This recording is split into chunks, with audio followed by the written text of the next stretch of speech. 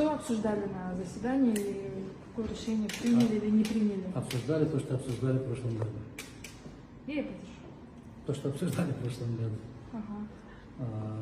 Опять вот эта вот земля. Ну, мне кажется, что моим коллегам достаточно немного. Какое у них настроение, какое решение, вы думаете, примут? Вы знаете, один из коллег задал мне философский вопрос. А что, если парламент даст согласие, вы можете себя оправдать там? Я говорю, если кто-то хоть чуточку надеялся бы на это, тот, наверное, я буду последним ненормальным человеком в этом государстве, что у нас в судебном порядке можно решить что-то. Так, как по закону, по законодательству. Поэтому надо быть реалистом. Вы ожидаете, что вас лишат мандата завтра? Я все могу ожидать, потому что политик, когда идет заниматься политической деятельностью, он должен быть готов ко всему. Особенно в такой стране, как Крымская республика. Ну, какое При такой судебной системе, при такой власти все можно ожидать. Так что... Как вы думаете, какое решение все-таки примут депутаты? А? На палате какое решение примут депутаты? Вы лучше меня знаете. Вы скажите. Каким путем принимается решение? Вот таким путем и будет приниматься. Посмотрим.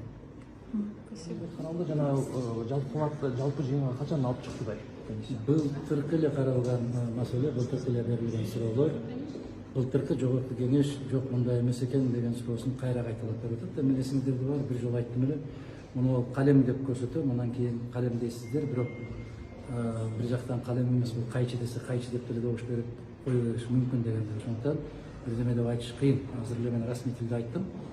Кесиптештериңиз кандай добуш бериши мүмкүн деп. Бул кандай кырдаал түзгө төшөгө жарашат. Бул жерде чындыкты билиш максат эмес. Бир гана максат. Ошол Мадумаровдон трибунаны алыш, Мадумаровдон микрофонду алыш, Мадумаровдон жогорку кеңешти тазалаш. Андан кийин бардык билгенимди билем дегенде кете бериш максатында. Бул менимче жогорку кеңешке берилип аткан экинчи мындай бир белги. Чоң белгилерден бирөөсү. Депутат Бакировдун депутаттык мандатын алуу боюнча сот жараянды жүрүп атат. 2 жыл баштагы болуп өткөн окуяга. Бул биздин Кыргыз тарыхында, соңку тарыхында биринчи жолу ушундай окуя болду. Шайлоо учурундагы бардык мыйзам бузуучулук, алишендиктер кайсы бир мирчемде белгиленген, ошол мөөнөттө гана каралат, калган учурда алынбайт, каралбайт. Бирок башкача болуп атат. Эмне үчүн? Себеп депутаттын тутунган позициясы жакпай калышы мүмкүн да. Туура эмес позиция кашанын ичинде. Ошол сыяктуу эле жанагы жогорку мисалдар, мына көрүп атасыңарбы? Эгерде биз айткандай болбосо, баары бир биз башкача чечим кабыл алып коюшубуз мүмкүн деп бул күчтү көрсөтүү. Экинчиси, Мадумаровдун мисалында өз алдынча пикир айткан киши менен биз моундай кылып сот аркылуу эсептешип коюшубуз мүмкүн. Болгондо дагы жанагы ушак таратуу фабрикаларынын чоң бир көмөгү менен, жардамы менен.